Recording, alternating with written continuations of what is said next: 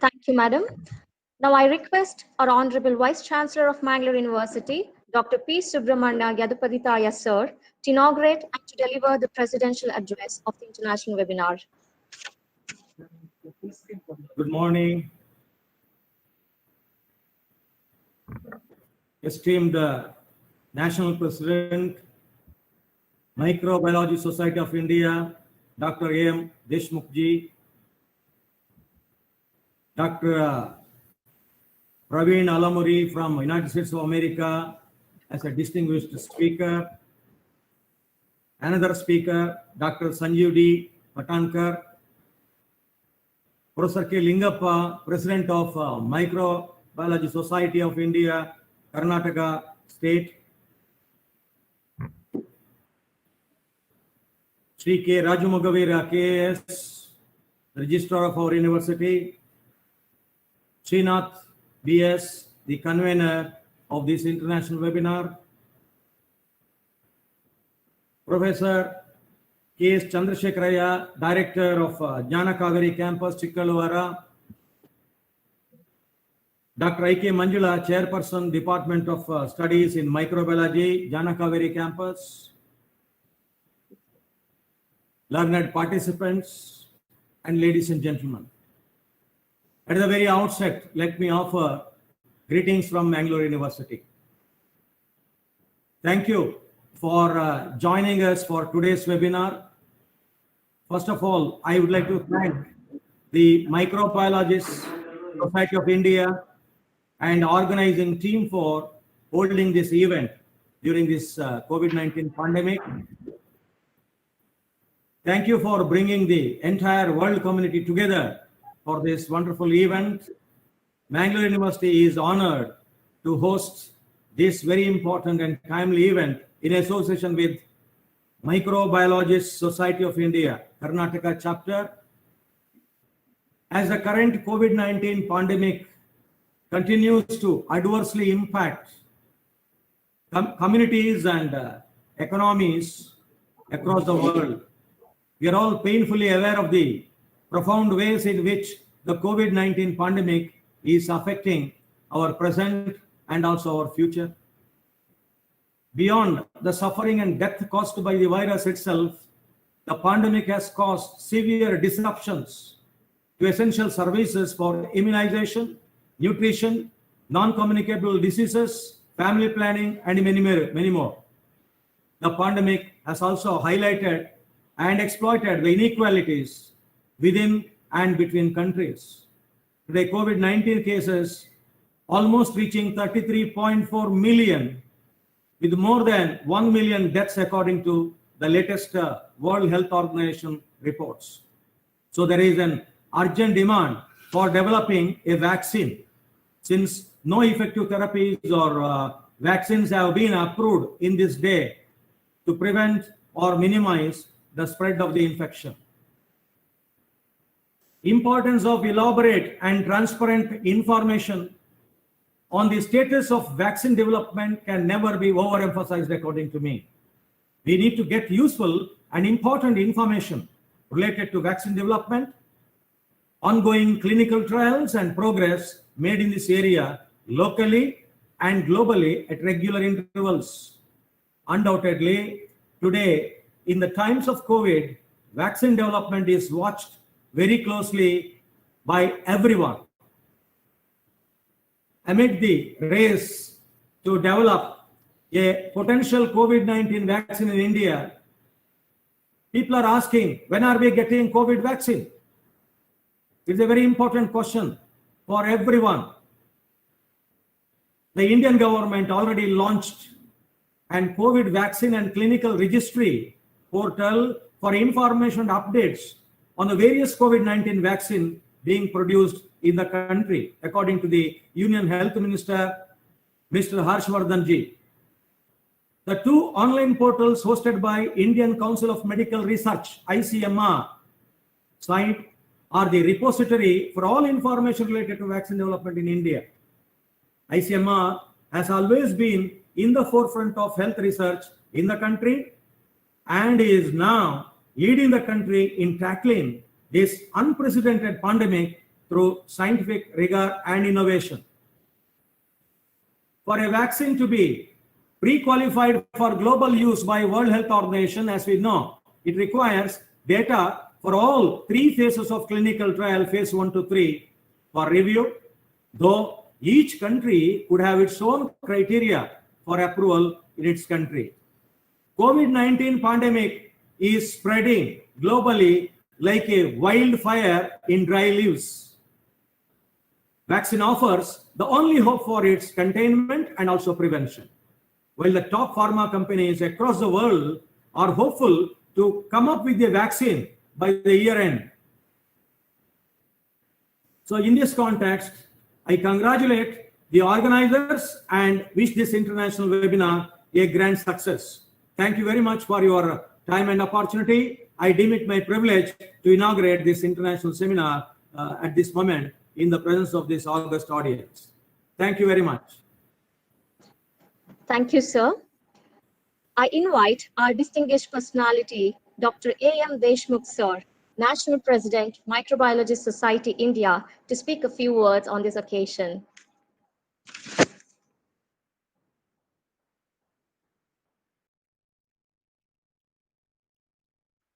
Thank you. Thank you very much.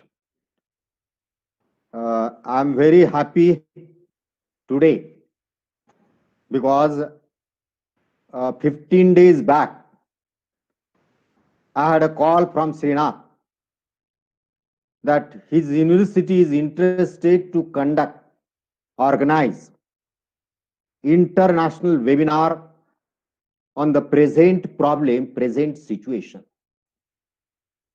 Then Dr. Lingappa, he took immense interest and we decided to organize international webinar in collaboration with the Mangalore University and the Microbiologists Society. And today's registration, he told me yesterday that 1,600 members have registered and members from more than 14 countries, if I am not wrong, they have registered. So truly, it is an international webinar. And the topic Dr. Srinath has selected, really I appreciate the topic. The reason is that now health minister, prime minister, they are giving emphasis only on one thing. Now the fitness of the health will save us from coronavirus. And in the future, vaccine will save us from coronavirus. These two things are very, very important. Dr. Patankar is going to talk on nutritional role in development of the immunity. And Praveen sir from USA, he is going to talk on vaccine development. So definitely today's seminar, today's webinar rather I will say, will be very useful, and it's a success of Mangalore University that you have created an awareness. You are trying to create an awareness and keep away the society and our scientists and educated person from the fear of coronavirus. Now, it is our duty as Honorable Vice Chancellor has rightly told, everything is disturbed because of the coronavirus. And as a citizen of India, it is my duty, it is your duty, it is a duty of all citizens to aware the society, to create an awareness, and this awareness will keep away from the fear of COVID-19. So today, I will not speak more. Microbiology Society is doing many things. We have supplied more than 300 our graduate and postgraduate students. They are working in COVID lab throughout the India. We are calling them as a COVID warrior. We are felicitating these COVID warrior by mementos and certificates. We have also organized many webinars throughout the India, right from Delhi, right from Jammu and Kashmir. And I am very happy today that your Honorable Vice Chancellor is promoting such activities, and your team, including the chairperson Manjula and all teachers. And really I am thankful to Dr. Lingappa sir as a president of the Karnataka chapter of Microbiology Society. He is doing well in this critical situation. I thanks all participants for joining this webinar, and they will enjoy the feast of knowledge for continuously 2 hours from now. So thank you again. Thank you very much. Thanks. Thank you, sir. I request Professor K.S. Chandrasekharaya, Director in Charge, Gnana Kaveri Campus, PG Center, Chikkalwara, to address the meet.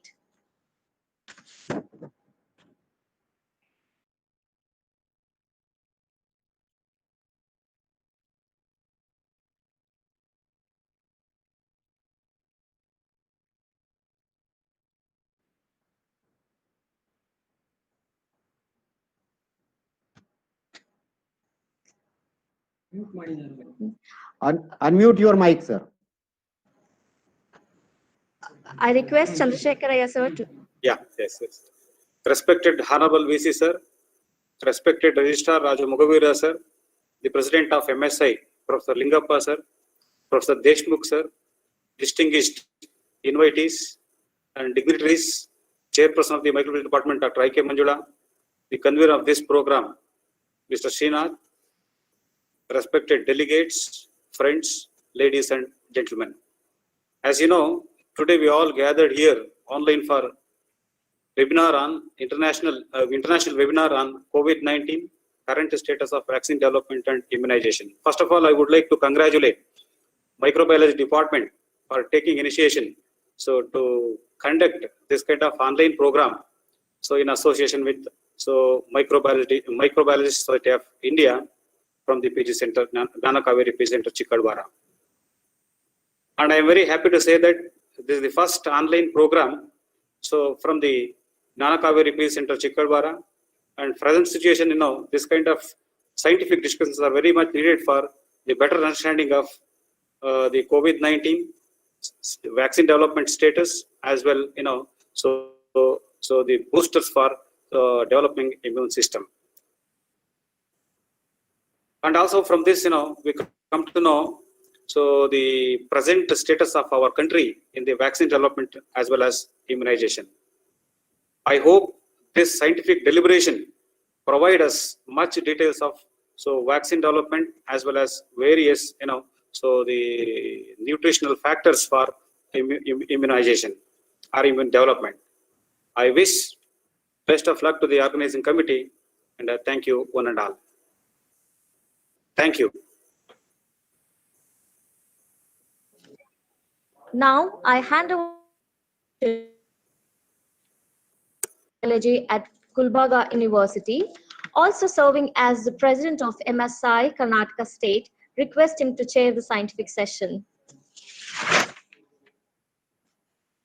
Thank you very much, Sophia. Now we are starting a scientific session. The first session by Dr. Praveen Anaburi. Before start the session, I just want to introduce today's speaker. It gives me immense pleasure to introduce Dr. Praveen. He has obtained a master's degree in microbiology from Dayanam Science College, Latur in the year 1998.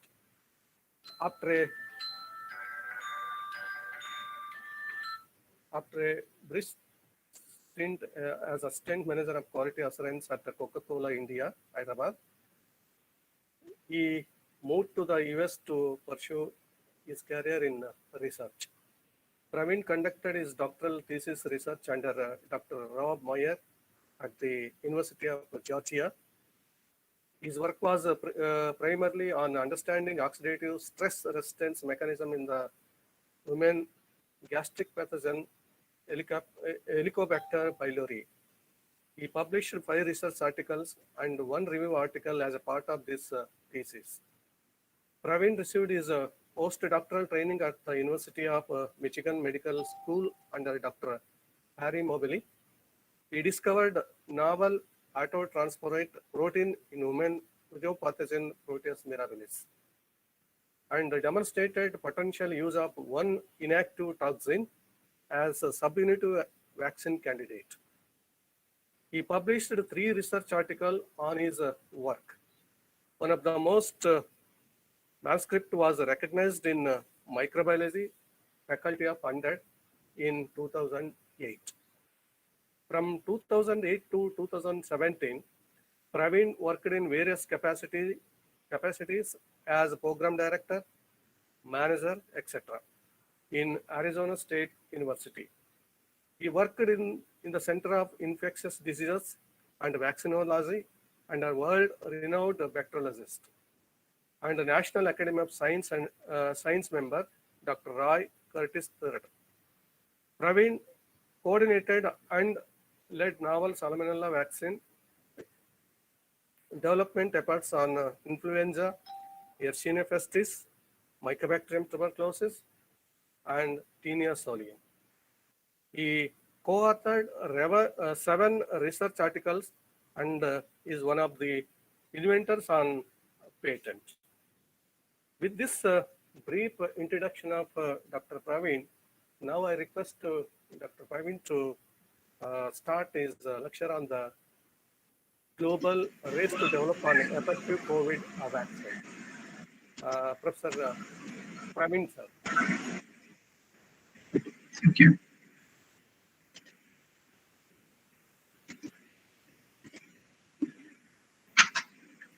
Can you all see my screen, please?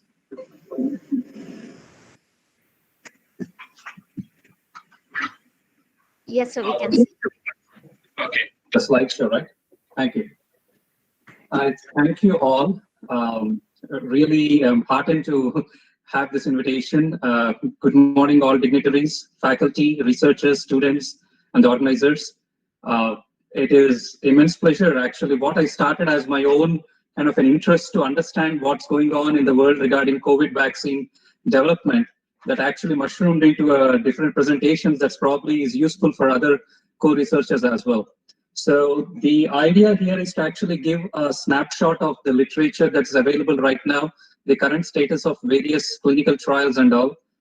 Just want to kind of have a disclaimer. I never had a chance of working with COVID-19 vaccine development, but also always privileged to go over the literature and share my thoughts and the current status with everyone. So the title of my talk is Finding the Right CV for the Job. I really feel it's appropriate because we really need the right candidate to solve our problem on a global scale. So as the Vice Chancellor sir had mentioned, recently, I'll just start my talk with a really high note here, because the most sought after question in the world today is, when is the vaccine going to be available? Whether it's a layman or a scientist or anyone in the world needs an answer for that. And World Health Organization earlier this month had put up this metric. They said close to 200 vaccine candidates are being pursued, and 142 are in the preclinical testing. And as various phases go through, none of these are approved. But the heartening thing is 9 vaccine candidates are currently undergoing phase 3 trials. And yesterday, in fact, World Health Organization said that maybe by the end of 2020, they could get a vaccine that can be approved, or early 2021. But by the time they can actually produce, anyone for that matter, can produce enough vaccines to actually mass vaccinate people in the world is not going to be before summer of 2021 or I would say probably late summer, early fall of 2021, because it's like a huge volume to handle. And it also depends as to what candidate, which country prefers what kind of a vaccine based on their socioeconomic conditions as well. That's also very important. So just an outline of my talk today. I'll very briefly tell you what the coronavirus looks like, what is it made of, how it actually plays with our immune system and causes such an severe disease in some segment of the population. And what's the general response from the scientific world? This is really immense, and it's really kind of, as a co-scientist, I'm really proud at the way in which the scientific world has really responded to this pandemic. And the important concept of my talk are what are the vaccines currently being pursued. There are close to 190 vaccines that are being pursued. But the important thing here is to try to understand, my goal here is to give a flavor of like few vaccines and the technology behind them. So I picked up like certain vaccines that are currently under pursuit and show on the slides as to how those vaccines are developed and what the current clinical trial results look like. So coming to the anatomy of coronavirus, coronavirus belongs to the beta serovar of Coronaviridae, of the subfamily Coronaviridae.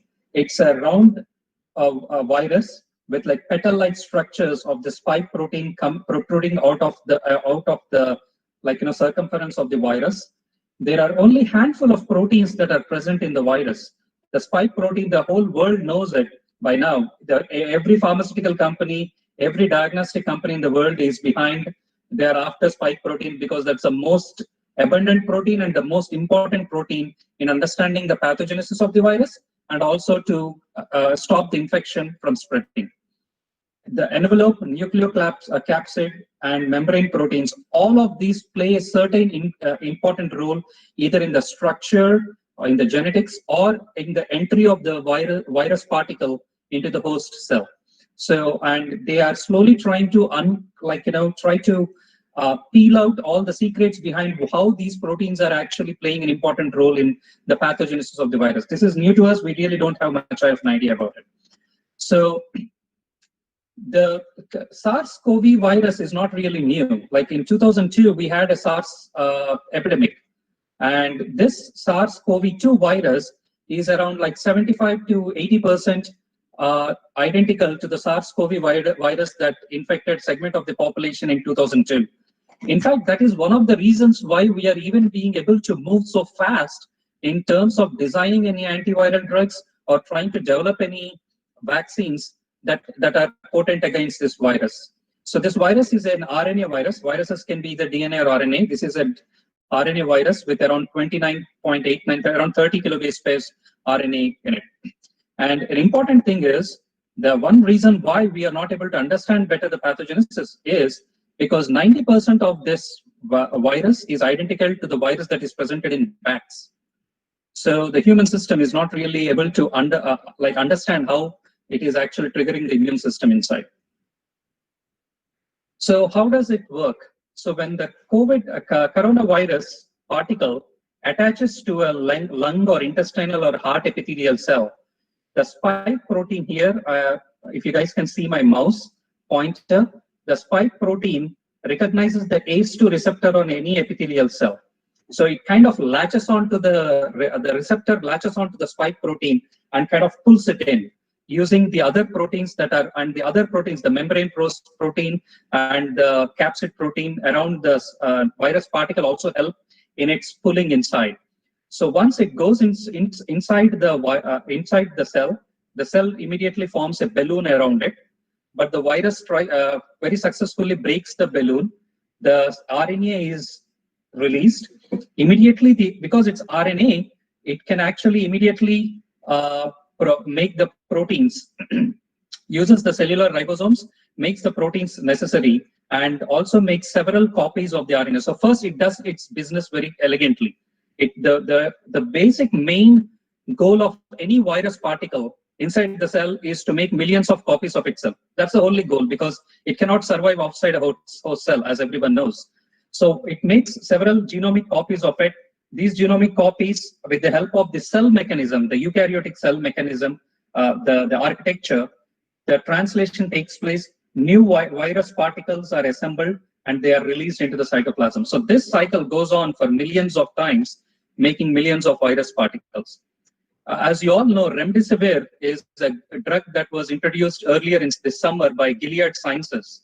And remdesivir has actually very potently been able to arrest the infection to in an individual to kind of, it stops the level of infection from moderate to getting into severe, and it stops infection to spread from different organs in the body. And how does it do it? Because remdesivir acts on the RNA complex proteins here, and it stops the virus from replicating. It cannot stop the infection, but it can stop the propagation of the virus. So the big question is, we all actually encounter viruses on a daily basis, right? Simple sneeze, simple cough, simple diarrhea, everything. But why is this virus so important? So whenever there is a virus infection or any bacterial infection that happens, this slide is very educational. A pathologist or a seasoned immunologist can spend 20 minutes on this slide to explain, but I'll try to be very brief just to give an idea what the pathogenesis of this virus is. So once the virus infects a lung or an intestinal cell, generally whenever there is an infection, the neutrophils come.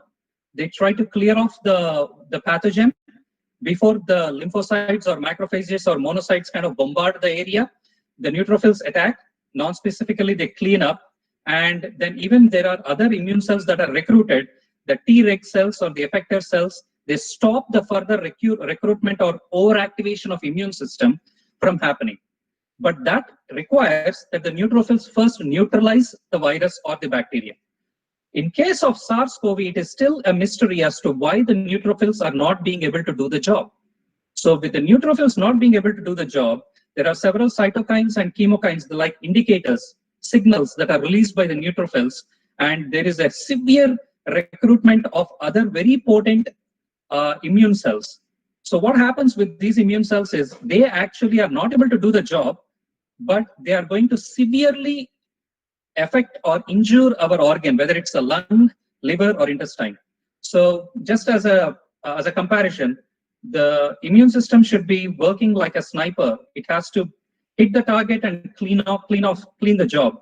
But whereas it actually turns out to be a bomb blast, it's like a collateral effect in our body. So the immune system is actually injuring us rather than cleaning it up.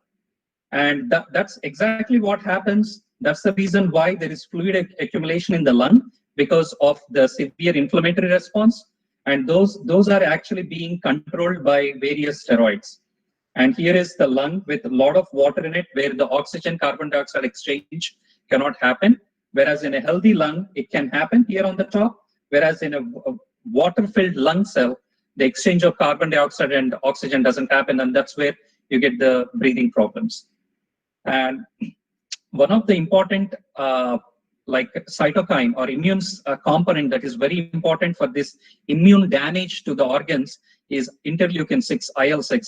And actually Roche drug called Actemra and Sanofi's drug called Kevzara are actually, they're trying to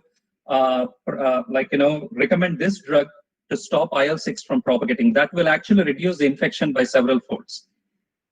Well, that is the basic idea of the pathogenesis of the virus. As the Vice Chancellor sir mentioned, the current count of global infections are close to 33 million cases all over the world. And the deaths have reached or crossed 1 million, which is a pretty dark image. And this is the level of positive cases. This is just kind of a snapshot of the entire world map and shows the severity of infections in various parts of the world.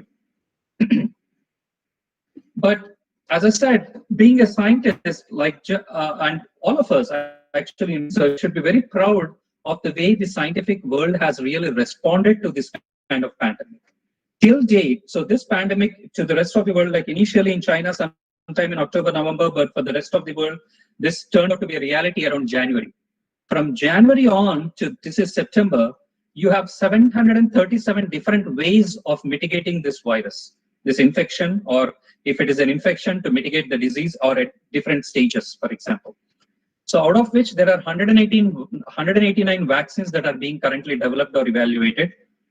Antiviral drugs, the remdesivir or Actemra which all those drugs, there are 198 drugs that are being pursued, and several treatment regimens. Like any treatment, I mean, even if you take paracetamol, that's a treatment regimen. So every minor to major treatment regimen, there are close to 351 treatments that are being pursued. So over and all, this pie chart 737 ways to mitigate this threat. And this is a snapshot in the world as to where all these different treatment regimens or vaccines or drugs are being developed. Of course, the lion's share is coming from the US, most of the pharmaceutical companies. But today's topic is going to be the development. And this is a beautiful chart here. I found it online at bio.org, where it says, like, for example, in January, there are hardly 2 or 3 vaccines that were even known that can actually counter that infection. Now, in the end of September, you have 189 vaccines. That shows the incredible effort the scientific world has put from a government perspective, from the corporate world, or from the scientific world. This is the incredible effort the world has put to actually mitigate this threat. And so many of the antivirals are new, like these were developed purely with COVID-19 in mind.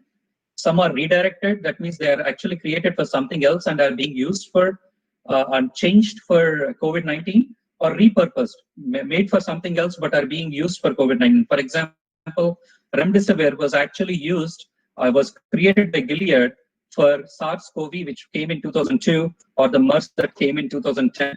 But now it is being very potent against COVID-19.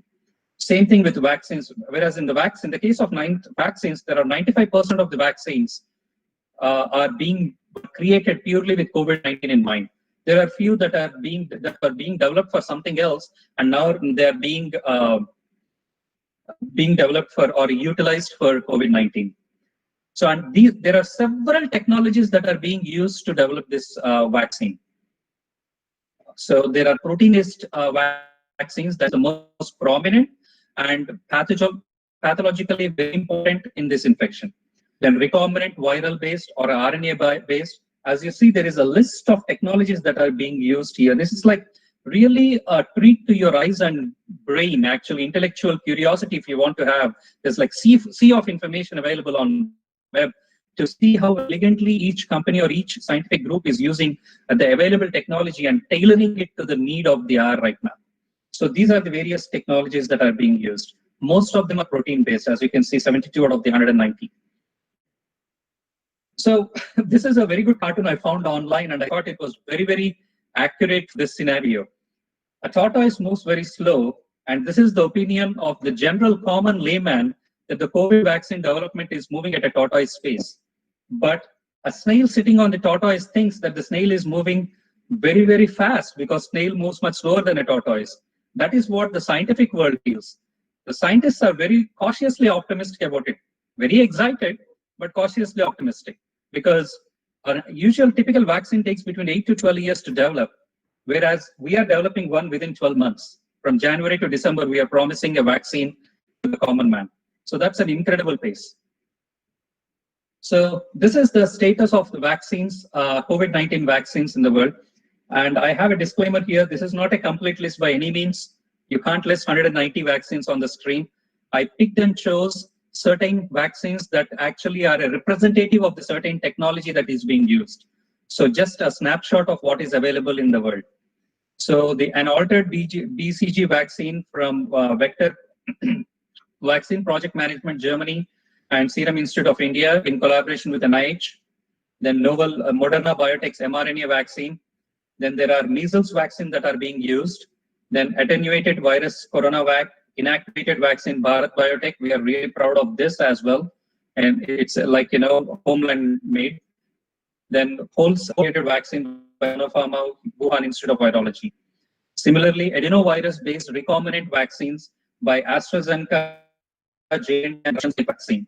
Then the plasmid DNA vaccine by Zydus Cadila. All of these are inching towards, they're either in the late phases of phase 2 or inching towards phase 3. Either they're recruiting patients for phase 3. They're in various kind of, this is like a snapshot. They are in various points in the timeline.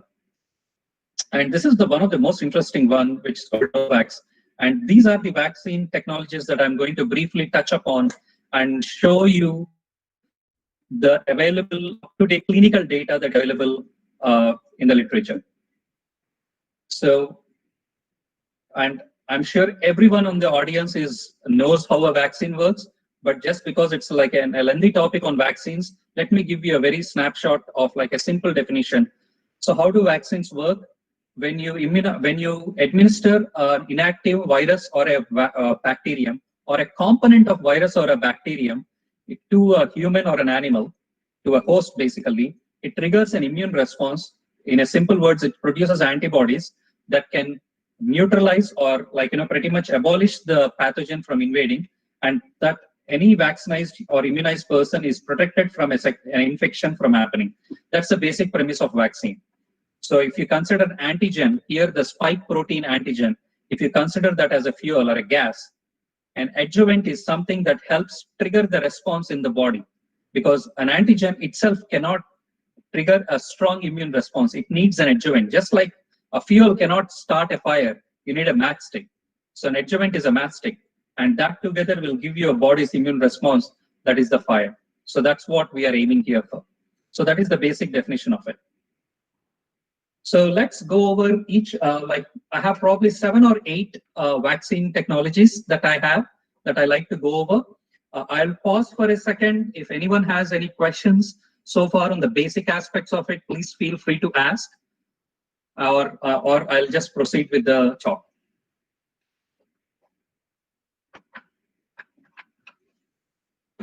So the Covishield vaccine, this is also being propagated in Serum Institute of India, but it is a brainchild of University of Oxford lab along with AstraZeneca.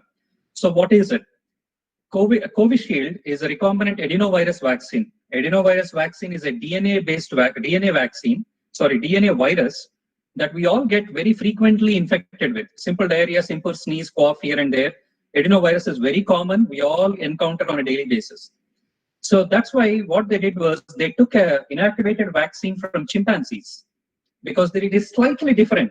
So it will actually trigger a better immune response in humans. If you take a human adenovirus, because our body already sees it so often on a daily basis, the body's immune system may not be so interested in triggering a response. That's why they used a chimpanzee adenovirus carrying the DNA of the spike protein. As you remember, the spike protein is the most abundant, most important, and most immunogenic as of now, as of what we know in the coronavirus anatomy. So they took the DNA fragment of adenovirus and they fused into the, so you might be thinking, how do they get the DNA fragment when it is an RNA virus? They do reverse transcription and you get a DNA fragment out of the RNA. And that DNA fragment is fused in the DNA of adenovirus, and the encoded gene. So basically it's going to be an adenovirus with its own genome, entire genome. The red one is the entire genome of adenovirus. The green small fragment is the spike protein antigen. So once it is administered, the body actually processes the virus particle just as a regular virus, but when it encounters the spike protein, which is a very immunogenic protein, it actually triggers an immune response. And that's how the virus actually has, now your antibody is triggered to encounter a foreign invading coronavirus with a spike protein. So that is a basic technology. In the preclinical data, when they were conducted the preclinical studies in rhesus monkeys, here this is the negative control is the adenovirus carrying the GFP protein in blue squares here, or the adenovirus carrying the COVID-19 spike gene encoding the spike protein in the red dots here. On the y-axis is the ELISA titer. This is the antibody responses against spike protein. As you can see, as the days after immunization, the red dots are significantly higher than the blue. There is no immune response triggered by the negative control, but very strong immune response triggered by the vaccine. And this is the neutralization. That means just an immune response is not sufficient. The antibodies should, when encountering the virus of interest, they should neutralize. They actually should neutralize the protein and the pathogen. So that is when the whole story is successful. So again here, virus neutralization titer is higher. The red dots are higher as the days progress, and the blue dots are flat. And this is this is basically the interferon gamma for T cell responses. So this is the preclinical data, and they recently have published the clinical data for phase 1 and 2.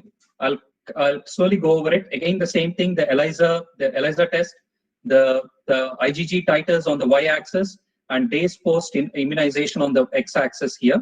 So they used a prime boost regimen. That means prime is they vaccinate on day 0 and 14, and they boost on day 21. It's like kind of a booster dose that is usually given. So you have the blue dots here. They represent this is the negative control. The titers are very low here. Blue is the negative control. The negative control here is the meningococcal vaccine that is used as a negative control to compare how good the recombinant adenovirus vaccine is. And this is the adenovirus vaccine. You see the tremendous titers here as the days post immunization. By day 56, it's very high. Day 28 and day 56 are quite high. And this is the prime boost. So you give the prime and then you boost it at day 28. These titers are even better at day 42. Here, the day 42 data, they don't have it, but here they have day 35 and day 42 are quite high. As compared to the immunized population, this is the serum samples of patients who were hospitalized, either with simple symptoms or mild or severe symptoms. If you take the serum from them and they do the same experiment, they also have a similar high titers here. That means why the immunization is closely mirroring in a situation of an infection in an individual. That means the virus is the vaccine is really triggering a strong immune response. And here is basically the virus neutralization titers. Pretty complicated data, but basically you can see in all the samples, the blue is the negative control. They don't have any neutralization titer. The red is high neutralization titer here. Not being able to do the job. So with the neutrophils not being able to do the job, there are several cytokines and chemokines like indicators, signals that are released by the neutrophils, and there is a severe recruitment of other very potent immune cells. I can hear my own voice. Can you guys do that? Okay. So can you guys hear me now? Yes, sir, we can hear you. I request the other participants kindly keep the questions at the end of the talk so we can discuss it. Okay. Thank you. Thank you. Over to you. Yeah. Sure. So the same thing. So in the entire talk, the basic premise is going to be how the vaccine was designed and administered, and what they found in terms of how the immune response was, how the antibody titers were, and whether the antibody titers were neutralizing enough to be used in the humans down the line. So that is basically the premise of the entire talk, but using different technologies. So here again, good antibody titers in the left side panel of the graph here, and here the neutralization titers also pretty strong compared to the meningococcal negative vaccine that is given in blue bars here. So the Covishield, the recombinant adenovirus vaccine by AstraZeneca is showing very promising data. And this is similar technology, again, pretty much the identical technology, I must say. This is the Russian vaccine that was talked about a lot. It's called Sputnik 5. So the Russian team there, they used two serotypes of adenovirus, recombinant adenovirus 26, carrying the spike gene, or the recombinant 85 carrying the spike gene. So there are two serotypes. They were just trying to see which serotype is better, because 26 is usually used heavily in the past. So they were kind of a little apprehensive about how well the 26 might trigger an immune response. So they used a newer serotype that hasn't been used much in recombinant vaccine development, and they used a usually used like recombinant serotype of adenovirus. So you have a 26S and 5S. That's pretty much what you need to remember here. And both of them encode the S protein just like the AstraZeneca, very similar. Here, again, they use the prime boost regimen. And also, the one difference is they tried the vaccine formulation either the frozen vaccine regenerated and immunized, or the freeze dried, like at 190 degrees, minus 190 degrees centigrade, when they freeze dry lyophilized powder, recompose it and then immunize it. So they were just trying to see what formulation, if the formulation has any effect on the potency of the vaccine. And this vaccine is currently in phase 3. Actually, they signed a contract with Dr. Reddy's laboratories earlier this month to conduct the phase 3 and also for large scale production. So this is the phase 1-2 data. Very busy graph, but that I'll clearly try to go over it slowly. So on the x-axis again, days after immunization, y-axis, the antibody titers. This is the only the adenovirus 26 carrying the S protein. You see as the days after immunization increase, the titers increase. This is with adenovirus 5, same thing. There's not much of a difference. And this is with frozen formulation. This is the lyophilized formulation. Again, between the two serotypes or between the two formulations, as you can see with your naked eye, there's not much of a difference in the immune response, the way it triggers the immune response. Reasonably comparable.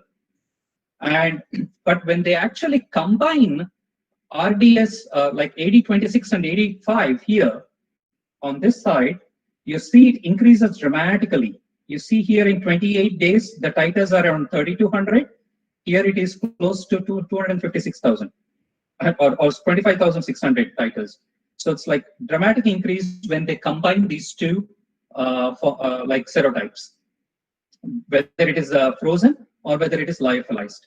In fact, these titers are much higher than the orange circles to the right here, which was the titers, the spike protein titers taken from patients, like hospitalized patient, that's called convalescent plasma. They collect plasma samples, blood samples, isolate the plasma from patients, and they see the titers against the spike protein. The immunized humans, the subjects had much higher titers compared to the patients. And here it's the neutralizing antibody. It's the same trend again. Single vaccine has certain titers, but when the vaccines are combined, the titers increase in neutralization. And this is also the same thing. When there's a combination, the titers are increased in both formulations. So this looks like a very reasonable kind of a strong vaccine candidate to be considered. And if they end up actually giving a formulation where they are using both serotype 26 and serotype 5 in combination, if that is approved in the final stage, I think the immune response is pretty high. They haven't really spoken much about if there was any kind of inconvenience in patients or any kind of side effects. Whereas AstraZeneca said there was a little bit swelling at the injection sites, little bit of headache, little bit of fever, but everything was okay after paracetamol was administered. But I don't think Sputnik 5 studies, the Russian Sputnik 5 vaccine studies, they don't really talk about any side effects. So apparently there may not be as many. So that's a recombinant adenovirus. There are two examples, and you have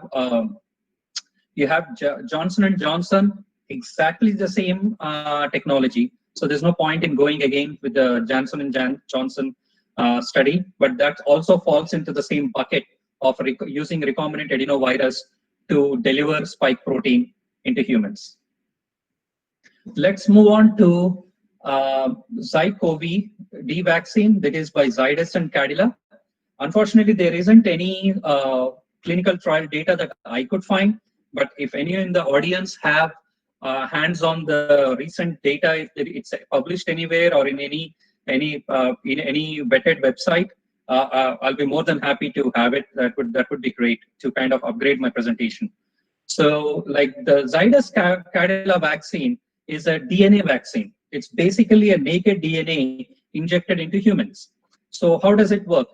So they took a 3D model of a spike protein, and because spike protein has a receptor binding domain, a secretory domain, and an anchoring domain to the receptor, they took certain domains, like made a fusion of those domains, the DNAs and DNA fragments encoding those domains that are important and that are immunogenic. They took those fragments, cloned in a plasmid DNA that can actually replicate and be stable in human cells. So they fuse it, they clone it, and they actually mix it in a certain solvent, the DNA, the plasmid DNA, and they inject into animals or humans in preclinical or clinical trials. That's basically the premise of a DNA vaccine. It's basically a suspension of plasmid DNA with a gene of interest under a promoter that can be that can actually trigger the expression of the gene of interest in the human body, and so that the protein is made inside the human body. The immune system sees the protein, triggers an immune response, and the person is protected. That's basically the technology or the principle behind it. And this is just an idea of how big the spike protein. It's close to 122 kilodaltons. It's a huge gene to clone in. So I don't think they cloned the whole thing. They say they only picked the receptor binding protein and the anchoring domain and all. So certain domains they chose from it and did it. So the phase 1 trial was successful, and immunogenic. They are right now almost kind of the fag end of phase 2. So this is another promising one if the data says so. And compared to other protein or recombinant viral vaccines like adenovirus vaccines, DNA vaccines are kind of easy to handle because in countries, even in India, where we don't have enough infrastructure to to maintain a cold chain. That means to actually carry the vaccine in simple packs in cold temperatures or frozen conditions all over the country to nook and corner. It's very effort oriented and very expensive, right? So in such situations, plasmid DNA vaccines are very useful because they don't really need ultra cold temperatures. Simple room temperatures are fine because this is DNA fragment, which is more resistant than a protein or a recombinant virus. So that's the Zycovid by Zydus Cadia. This is an interesting vaccine. Actually, I saw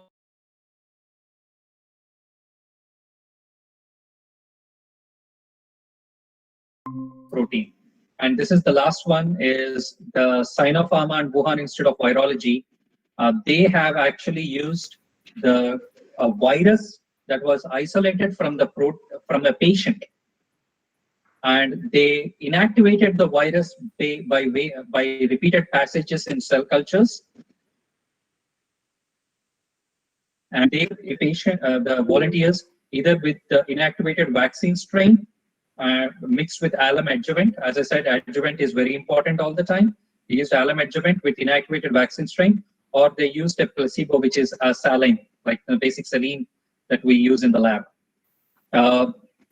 Here is the data from their I think this is phase 1 clinical trial.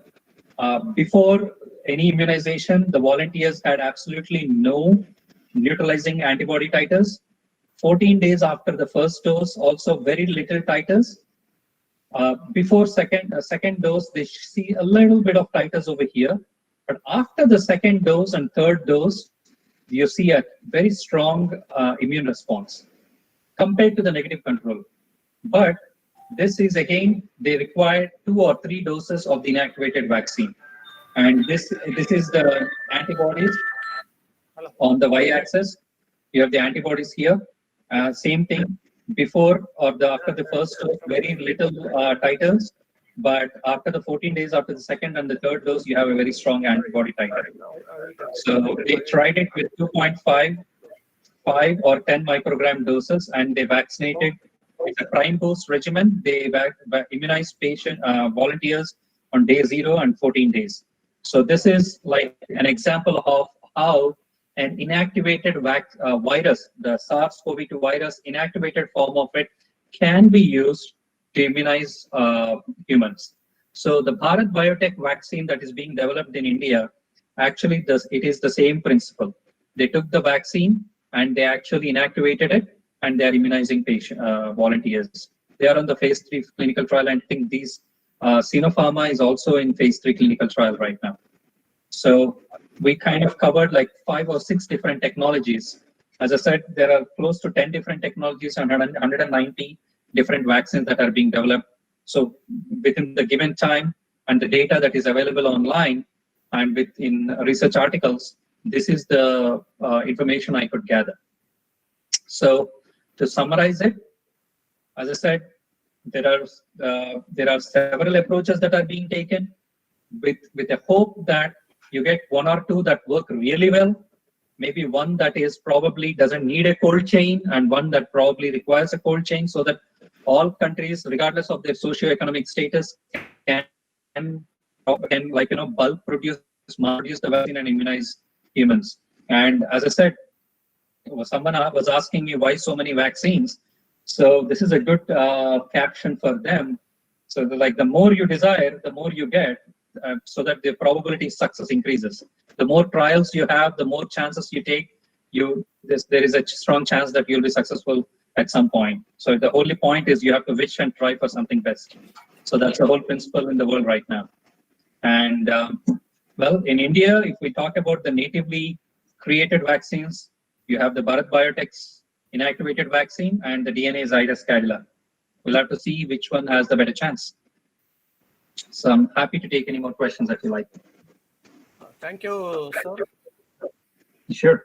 Thank you. Thank you very much, sir. Only one or two questions we are asking, because there are many number of questions are coming from the audience. I mean, okay.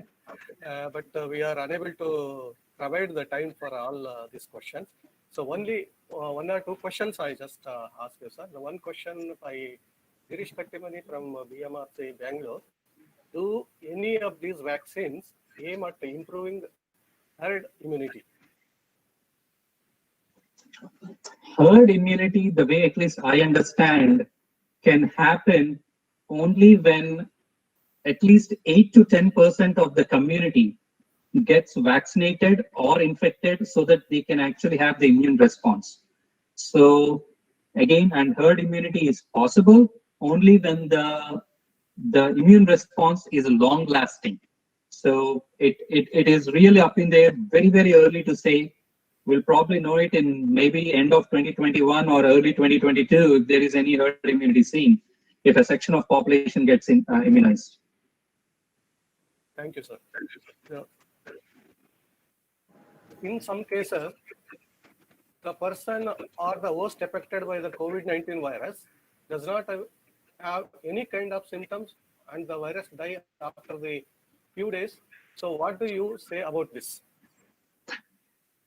I don't know. I mean, it basically depends on the health of the person and how their body reacts. It's almost like you and I going to take the same exam. You score 90 and I score 50. It's the same exam. It's basically how well prepared you are versus how well prepared I am. So basically, how healthy the person is, how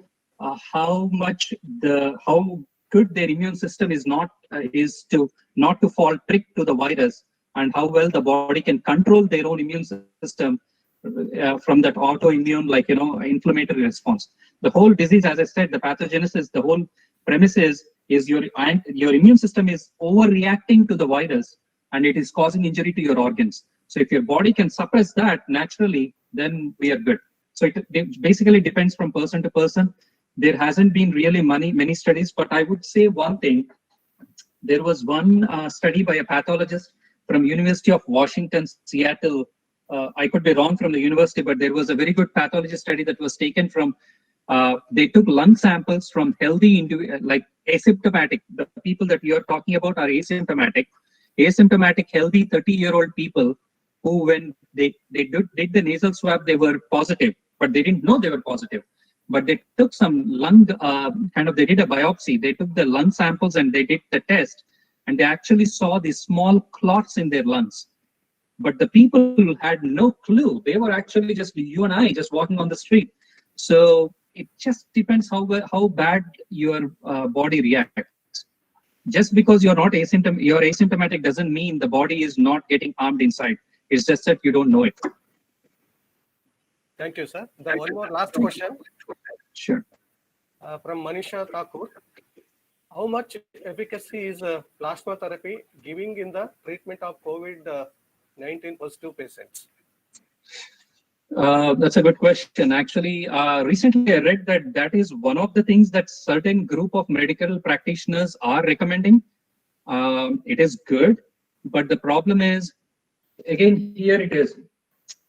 Plasma therapy is like, for example, I am a patient, I recovered, they take the plasma from me, and they immunize a regular healthy person because the expectation is my blood will carry the antibodies against the virus, and that is and the other person is being protected from any infection. But it all depends how strong are the titers that I am getting, how stable are the antibodies that I am having. Many of these the reason why people are sometimes getting secondary infection, there are certain cases of secondary infection, by the way, is because the antibodies against COVID, so coronavirus, are not stable in the body, and they are very soluble and they are not stable. So they are not providing long-lasting immunity even for against a secondary infection. So it all depends how strong the the antibody titers are, how stable they are from the donor, so that the recipient can be protected. It is a technique, it is a thing that they are using, at least to help people from not getting very severe disease. It can at least stop from to mild to moderate, but it's still up in the air. They are very worried about some virus particles being transferred from the donor to the recipient. They are worried about secondary complications as well. So it is a possibility, but comes with it's like a double-edged sword. Thank you, sir. Thank you. I am extremely thanks for your extremely informative and knowledgeable talk, sir, on the COVID vaccination status. Now I request the second resource person, Dr. Sanjeev D. Patankar. Thank you very much. Yeah. Dr. Sanjeev Patankar. So before going to start our session, I would like to introduce second speaker, Dr. Sanjeev D. Patankar.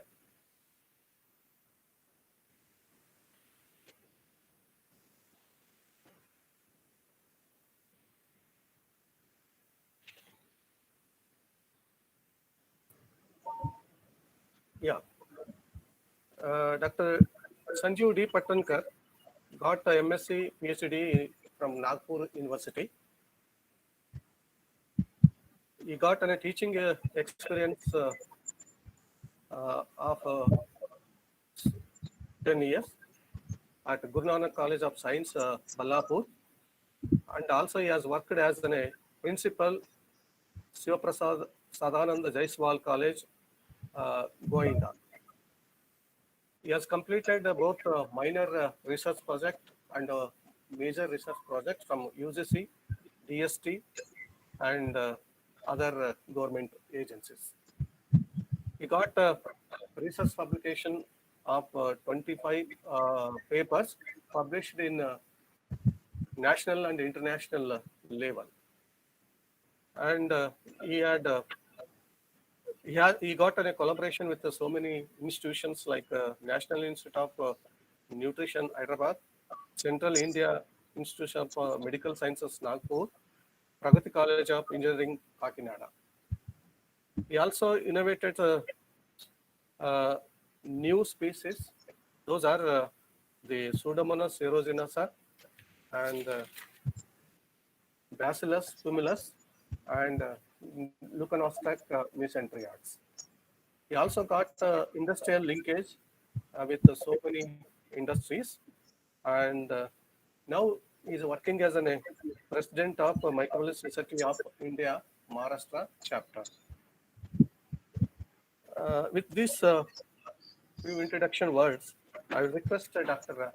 Patankar to start his talk on the nutritional immunology and its possible role in COVID-19 like infections. Sir, Patankar, sir. Thank you, sir.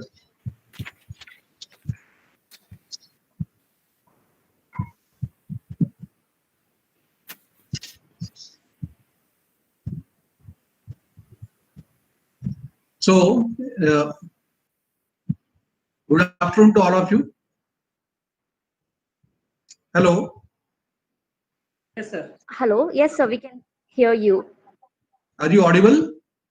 Yes, yes. And slides are visible? Yes, sir. Yes, sir. Okay, sir. Thank you. Good afternoon to all of you. organizers of this webinar, Dr. Srinath, B.S. Srinath, K. Lingappa, and Honorable Vice Chancellor of this university, Dr. A.M. Deshmukh, and the first speaker, Praveen Alamuri, and and a respected audience. Today, my topic it is nutritional immunology and its possible role in COVID-19 like infection. Now, the first speaker, he has spoken on the possible type of the vaccine therapy and how it can be developed. So it seems that it will take time to come the vaccine as such to the masses. As per the WHO, vaccine will not be available for masses until the end of 2021. And then in such a situation, what we should do, because there is no drug. Again, the speaker said that, the first speaker said that the drugs are not that much helpful, and we are not much focusing on the drug development and other things. So some drugs they are given like remdesivir and the other type of the drugs, but still the question is that if such type of the infections, if they come in the future also, if we can develop also the vaccine and other therapies, in future if such infection occur again, then again we have to search for the new type of the vaccine, and then for that preparedness there must be what? There must be a certain time limit or certain buffer time which we need, during which our population must be protected. And for that purpose, we must have certain alternative ways. And what are those alternative ways? The alternative ways are that we must have our innate immune system, or our immune system, or the population immune system. It must be enough to resist such type of the infection till the preparedness should be there. So on this background, I am going to start with nutritional immunology and its possible role in the COVID-19 like infection.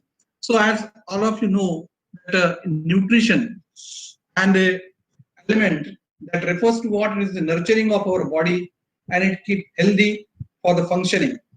Now, nature has given so many type of the foods, so many type of the things which we can consume and be healthy. And here we consume our food for the maintenance of health, growth, develop, and to develop a greater resistance against the infection. Now, when the word comes nutrition, the nutrition as such, it is what? The nutrition is the science that interprets the nutrients and other substances in the food in relation to maintenance, growth, reproduction, health, and disease of an individual. So nutrition as such, it is a science which was founded by Lavoisier, the famous chemist, or we can call him as a father of chemistry. And now he also became the father of nutrition. The nutrition as a science, it is started at the end of 18th century. The science of nutrition is the youngest of all the sciences. What is the relation between nutrition and health? Now, when we say the health as it is defined by the WHO, it is nothing but it is a state of complete physical, mental, and social well-being, and not merely the absence of disease and infirmity. So this is what, so this is nothing but the health. And there, what is the role of nutrition? So the role of nutrition, it is very much important. Achievement of optimal growth. As such, we need what? We need the nutrients. Then again, we need the nutrition for what? For full expression of genetic potential. Because all of you know that the genetic potential or the genetic function, it is of two types. That is what? The transfer of hereditary character from one generation to another, and also giving the transcription and translation for the development of the proteins and the enzymes and so many other things on which our metabolism and also the immune system depend. So naturally, if the nutrition is not there, then the expression of genetic potential may not be proper, and it affects whole the thing. Now again, the maintenance and structural integrity, functional efficiency of body tissues for an active and a productive use. then mental well-being, as it is truly said or given by the definition of the health, mental well-being, for mental well-being, we need the proper nutrition, because the brain tissue, it is the highest it is the tissue which consume highest amount of ATP. So for that purpose, the nutrition must be there. Now, ability to withstand, that is will withstand the inevitable process of that focuses on the study about the influence of nutrition on immune system and protective function. So that is the nutrition immunology. Now we have to see how the nutrition protects ourselves, and how it plays an important role in immunity against the diseases. This is the network of interactions between the nutrition and immunity. Now the diet affects nutritional state and immune system status, both of which interact with microbial symbionts, commensals, and pathogens to affect what? To affect the fitness of all partners, because the nutrient feedbacks, now there is a feeding behavior. So this is the nutrient feedbacks, the feedbacks the modulate the host feeding behavior. The potential with the host is existing, that is what it can adjust its diet to optimize its microbial interaction and increase the resistance to infection. Alternatively, parasites and pathogens might subvert the host feeding behavior to their nutritional advantages. So this is how the nutrition and the immunity and the host, they interact with each other, and how it interact with the microbial community in the gut. So now malnutrition, it is recognized as a major factor. It is a major factor for the obstacle as such in the development and the survival worldwide. The poverty and the ignorance, they are the most significant contributing factors. Infection and malnutrition aggravate each other. In fact, malnutrition is commonest cause of immunodeficiency worldwide. So there are many causes of increased susceptibility to infection among the underprivileged and malnourished community. Lack of proteins, vitamins, and minerals in the protein energy malnutrition lead to changes in the immune competence, in the cell-mediated immunity, the bactericidal infection of neutrophils, complement system, and the secretory immunoglobulin IgA antibody response. Also, the lack of health education, illiteracy, contaminated food and water, poor sanitation, overcrowding are important in worsening the situation as such. So again, another factor is the obesity. Obesity is associated with what? The adipose tissue inflammation and increased risk of infection. Inflammatory markers which are secreted by abdominal adipocytes suppress the replication of both T and B cells. Leptin, a hormone which is produced by fat cells, also supports white blood cell production, which in turn enhances the immune function. Obese people have high levels of leptin, but their immune cells and the phagocytes have become unresponsive. These impairments can be reversed with adequate weight reduction. So now there are other factors like hormones. Hormones, they are the immunomodulators, altering the sensitivity of the immune system. Steroid hormones directly suppress B cells and T cells. Female sex hormones are known stimulators of both adaptive and innate immune responses. Estrogens may also influence how some antigens are processed and cause the autoimmunity. Some autoimmune diseases, such as the lupus erythematosus, they strike preferentially to the female on the onset of puberty. So these are what the hormones. Then regarding the male sex hormones, the testosterone, it is immunosuppressive. This is how the excess exercise which increases the testosterone level and reduces the immunity. So hormone play a very important role in modulating the immune response. The other hormones appear to regulate the immune system as well. Most widely, the prolactin, growth hormone, and vitamin D. Now here, the vitamin D, it is crucial in activating our immune defenses, and without sufficient intake of vitamin, T cells will not able to interact, will not able to react and to fight off this serious type of infections in the body. So vitamin D, it is very, very important. Now, if you consider the Indian diet, the cereal-based Indian diets are qualitatively deficient in micronutrients, particularly iron, calcium, vitamin A, riboflavin, folic acid, and vitamin D. Now, if you consider the micronutrient deficiencies, what is the dietary etiology of micronutrient deficiencies in India? Now, micronutrient deficiencies are much more serious, is a much more serious problem nowadays than that of what? Than that of the macronutrient deficiencies. Now, this micronutrient deficiency is also found in the other parts of the world also. Repeated surveys by the National Nutrition Monitoring Bureau from NIM in the 9 states, it has given that the cereal-based Indian diets are qualitatively deficient in micronutrients, particularly iron, calcium, vitamin A, riboflavin, folic acid.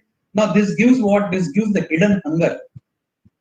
Due to what? Due to the low intake of the income elastic protective foods such as the pulses, vegetables, particularly the green leafy vegetables, fruits, foods of animal origin, etc. So this is the scenario as such in the India and also in some other countries, in the developing countries. Now, what are the consequences of micronutrient deficiencies? Apart from human suffering due to morbidity and mortality, malnutrition in general, and micronutrient deficiencies in particular have a high economic cost. The productivity losses due to poor nutrition are estimated to be more than 10% of lifetime earnings for individuals and 2 to 3% and 2 to 3% to the GDP of the nation. The cost which is required for treating the malnutrition is 27 times more than the investment that is required for prevention. So, to prevent the malnutrition, to prevent the micronutrient deficiencies is more better than its treatment. Now, there are some nutritional deficiencies which exist. Prevalence of anemia in all groups is higher in India as compared to other developing countries. Dietary vitamin D intake is very low in India. Low consumption of vitamin D rich food, absence of fortification, low use of supplements, etc. This is the chart. This is the diagram which simply gives the relation between the diet or the nutrition and the incidence of disease. So inadequate diet, there is what? Weight of loss, growth faltering, immunity lowered, mucosal damage, disease incidence is more, severity is more, morbidity, the death rate is more. Again, as the disease incidence is more, appetite loss, nutrient loss, malabsorption, altered metabolism, which again gives the weight loss, and again it is repeated. Furthermore, it gives the inadequate dietary intake. So it is a vicious circle between what? Between the malnutrition and then the disease occurrence. So vitamins and minerals support the immune function. Now this is what a chart which is showing how the different vitamins, they are supporting the immune function by strengthening the epithelial barriers and then the humoral and the cellular immune responses. So epithelial barriers, vitamin A. So if you say the epithelial barriers, cellular immunity and antibody for vitamin A, it is essential for both. Vitamin B6, it is essential for cellular immunity and humoral immunity. So this is how the vitamin, all type of vitamins, they are very much important. Particularly vitamin B, vitamin A, C and D. They are what? They are very much important. Apart from that, the iron, zinc and selenium, they are also of equal importance. We will see how they are important in further slides.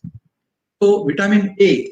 So all of you know that vitamin A, it exists in different forms. That is what? Retinol, retinoic acid, and it is an essential nutrient which is needed for what? For the functioning of visual system, maintenance of cell function, differentiation of epithelial barriers, surfaces, erythrocyte production, and so many other things.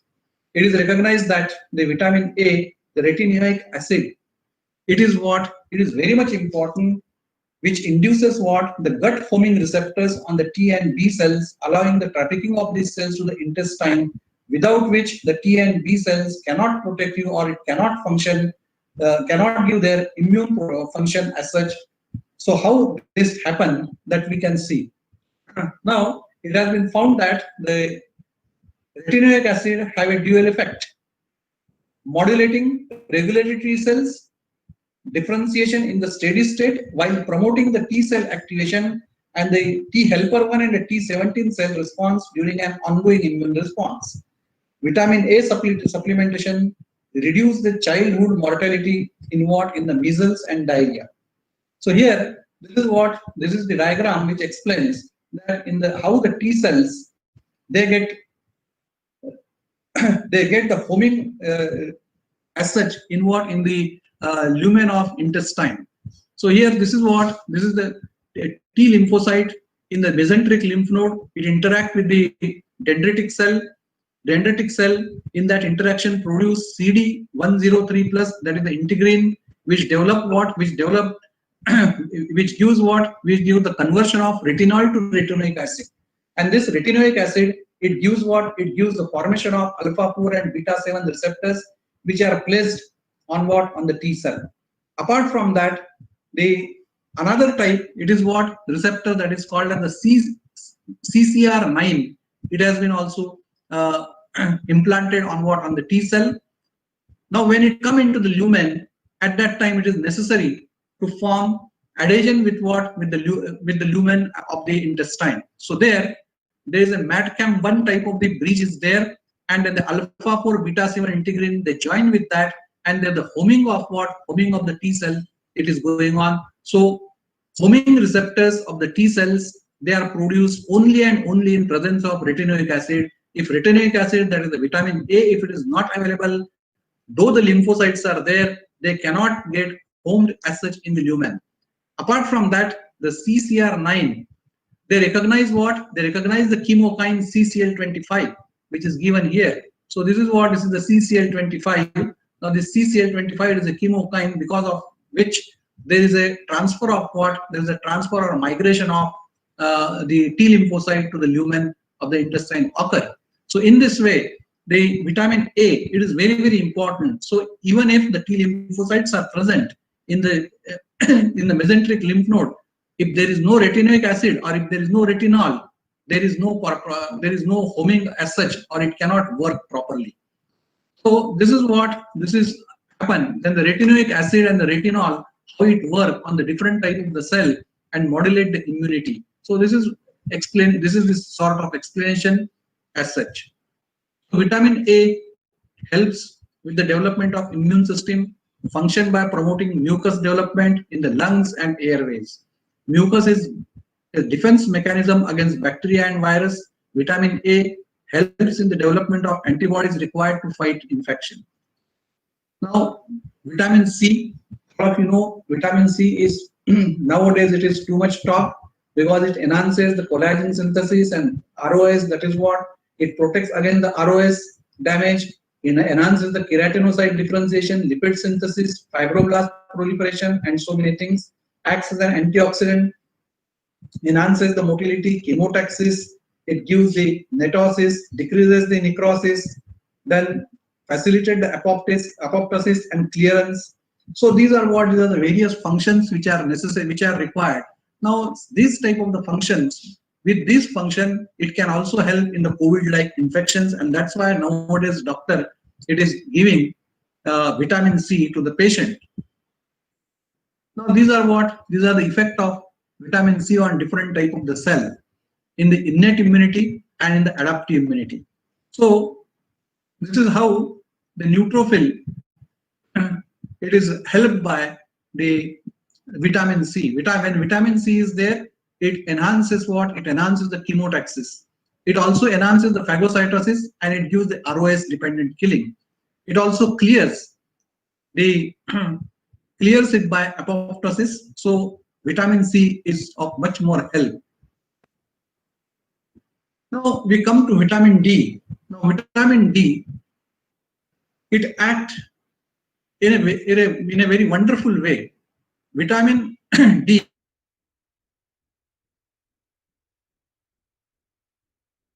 it can act as an immunomodulator.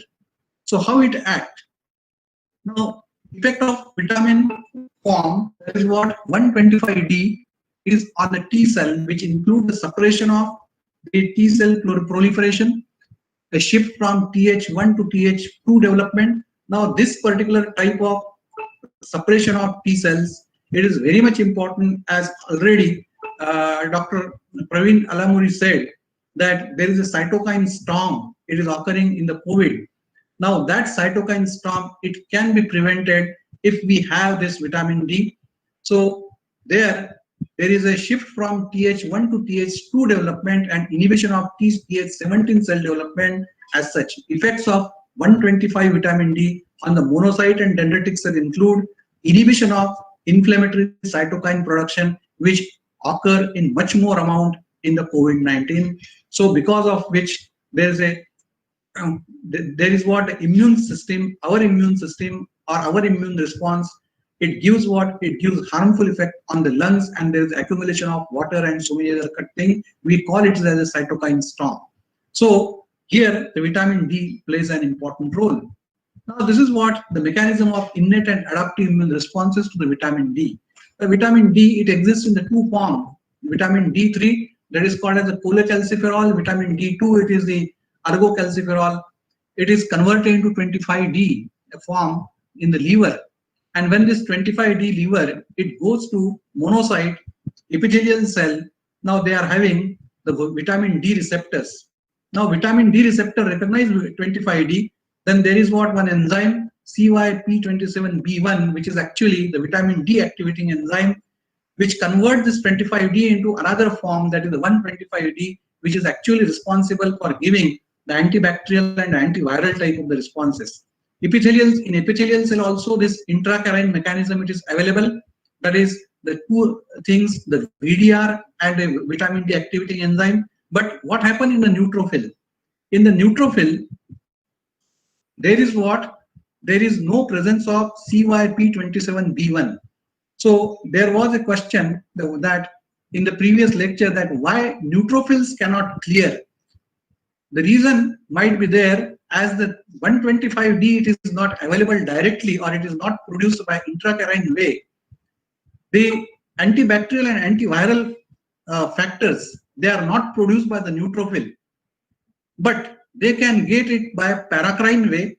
How? The kidney, it converts what?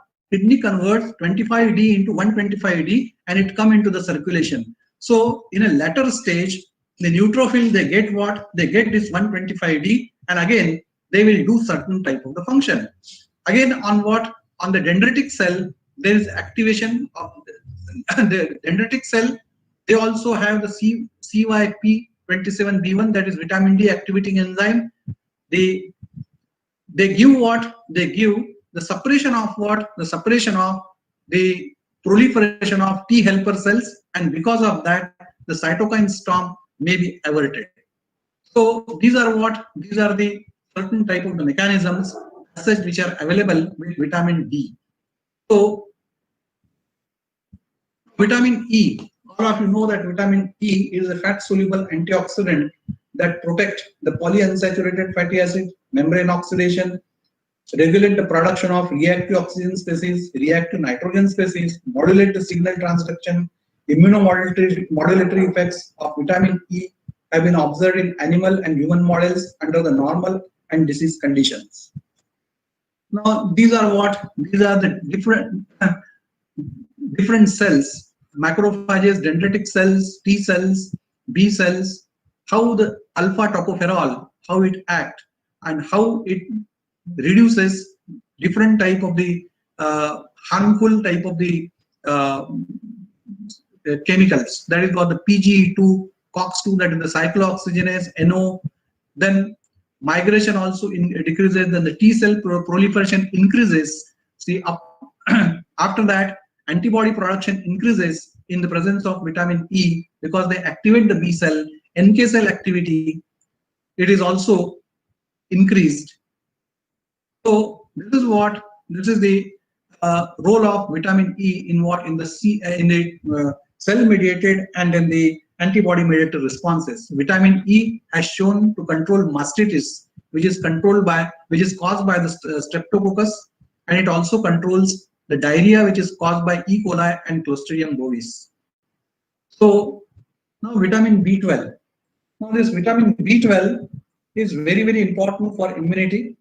The most of the important function of vitamin B12 is in the DNA synthesis, where it is necessary for cell replication. In addition, it also acts as a modulator of human immunity. It facilitates the production of T lymphocytes recruited in the cellular immunity, restores the abnormally increased CD4 by CD8 ratio, and maintains the count of lymphocyte subgroups in the normal ranges. B12 favors the humoral and cellular immune responses involved in carbon 1 metabolism, and there are interactions with folate metabolism. A very important function of vitamin B12 is what?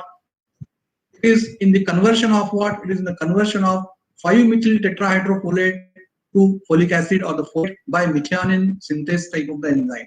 Now, if the vitamin B12 it is absent, methionine synthase, it will give, if it is not demethylated by methionine synthase, then the trapping of 5-methyl THF, it may result in what? It may result in the secondary folate deficiency. So vitamin B12, it is required for methionine synthase activity.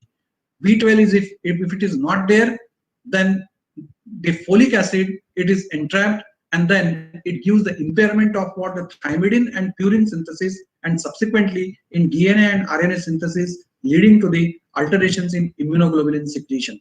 So this is a major role of vitamin B12 in what? In the antibody synthesis. The deficiency decreases the number of lymphocyte and the CD8 plus cells in proportion with what? With the CD4 cells, resulting in abnormally high CD4 to CD8 ratios, depression of immune defense against viruses, bacteria, suppressed NK cells,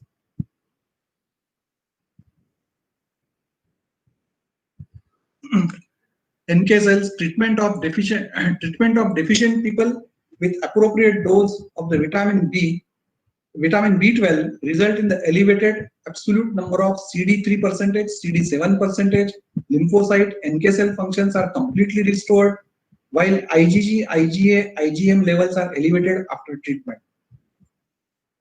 Vitamin B6, it acts as a coenzyme for more than 100 metabolic reactions and is essential in nucleic acid and protein biosynthesis. Hence, an effect of immune function is logical, since antibodies and cytokine build up from amino acids and require vitamin B6 as coenzyme in their metabolism.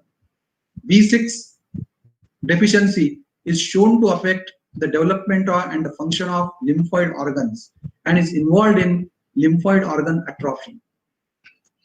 It has been given that vitamin B6 supplementation in arthritis patient had resulted in reduction in interleukin 6 and TNF alpha. So this is very, very important. The interleukin 6, it also causes a problem as such in various type of what? Various type of the diseases. It gives what? It gives the different type of the reactions in the body. So that is what? That is the function of vitamin B6. The vitamin B6 deficiency affects humoral and cellular immunity.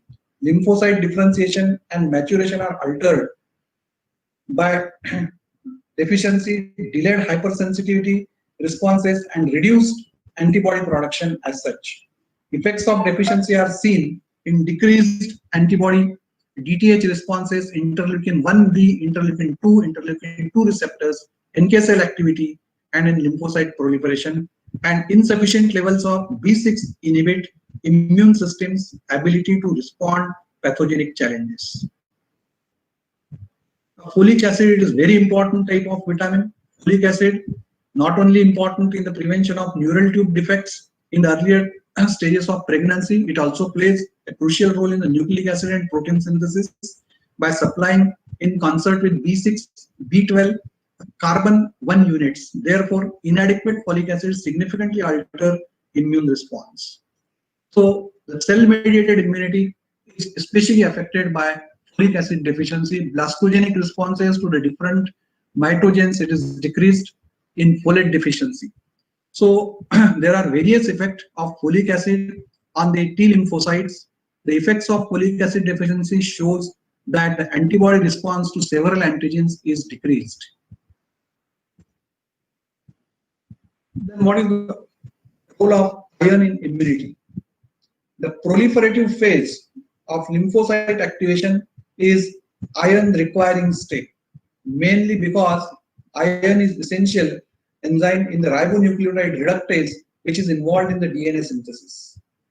Iron is linked with regulation of cytokine production also and mechanism of action and in the activation of protein kinase C, which is indispensable for proliferation of factors regulating the cell proliferation. So cell proliferation also directly depend on iron. So if the iron is deficient, then T cell proliferation and the other type of the cell involved in the iron deficient persons as such.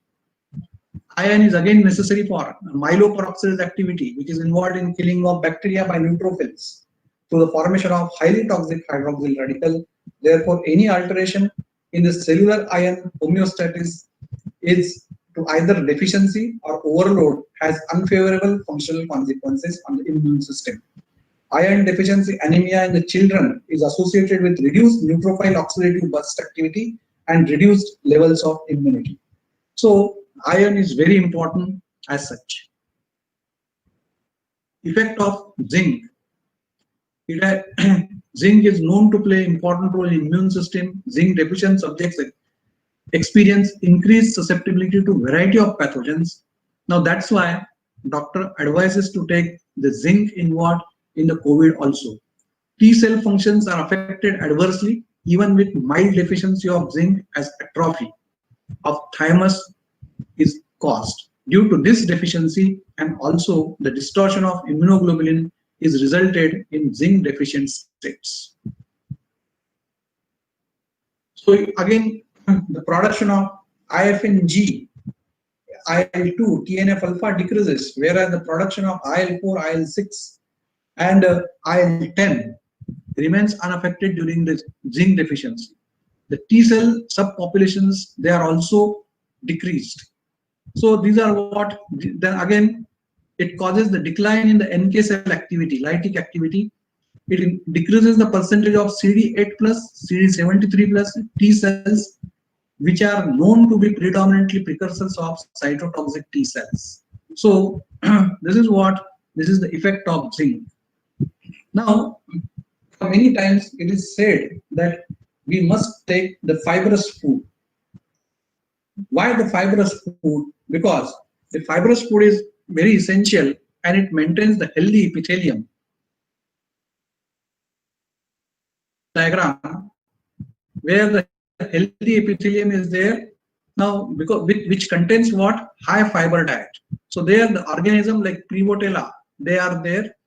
Now in both, in the other part, that is what? It is the gluten, bovine milk, high fat diet where the bacteroids they are present.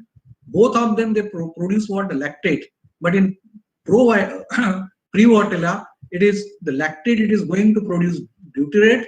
Butyrate gives the mucin synthesis and that mucin maintains the tight junctions of epithelial cells in the lamina propria. Whereas the bacteroids they produce the propionate, succinate, acetate and the mucin degradation occur, because of which the leaky gut it is produced and organism get entry inside what? Inside the leaky gut and causes the inflammation. So this is how the fiber, it protects what? It protects our epithelium. Now what is there? Is the role of probiotics. Now the probiotics, they also play important role in the immunity. Probiotics, a live microbial food supplement, all of you know, which beneficially affects host animal by improving its intestinal microbial balance. Examples of the probiotics are L. bulgaricus, Lactobacillus shirota, Bifidobacterium species, etc. Now what they do, the probiotics, they go for different type of activities and beneficial activities like immunomodulation, normalization of intestinal microbial composition, then metabolic effects, supply of short chain fatty acids and vitamins, folic acid production, and so on. Then reduction in the risk of factors for colon cancer, lowers the level of toxigenic and mutagenic reactions in the gut, lactose hydrolysis. Then it gives what? It gives the bile salt deconjugation and secretion, causing what? Causing the lowering of serum cholesterol. So it is called the anti-cholesteremic type of the activity. So these are the beneficial effects of among the human. Non-infectious dysbacteriosis after high dosage of antibiotics, after the radiation therapy, health promotion, inhibition of carcinogenesis, anti-cholesteremic effect, high calcium resorption, destruction of anti-nutritional factors, vitamin synthesis like vitamin B12, folic acid, pyridoxine, niacin, etc., and protein pre-digestion. So these are the various activities which are diagrammatically shown and how it gives the immunomodulation as such. Now, what is the possible role of nutrition in COVID-19?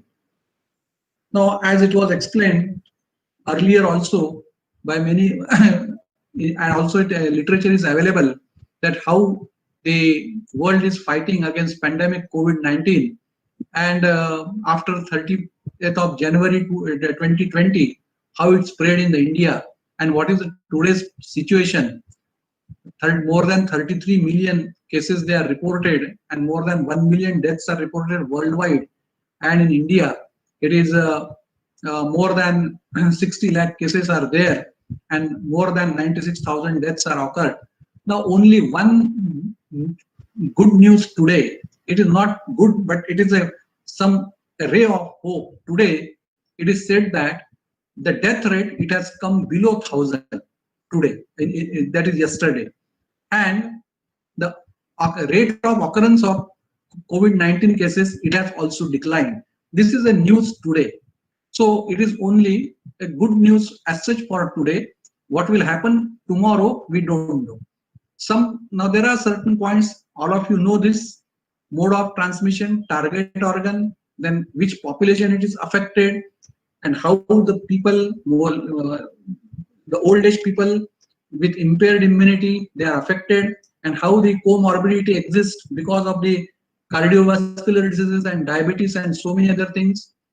Then geographical distribution. Now previously it was mostly urban, now it is highly populated cities. From there it has started, and now it is going to the rural area also.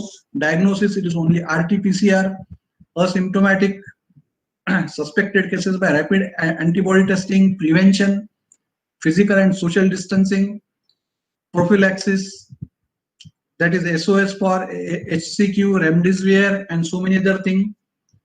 Treatment, no exact drug is available, only supportive treatment is there. Active immunization, no vaccine till date, not going to come in the market before 21 March 21 and beyond that. Passive immunization, no anti-serum therapy, plasma therapy under trial.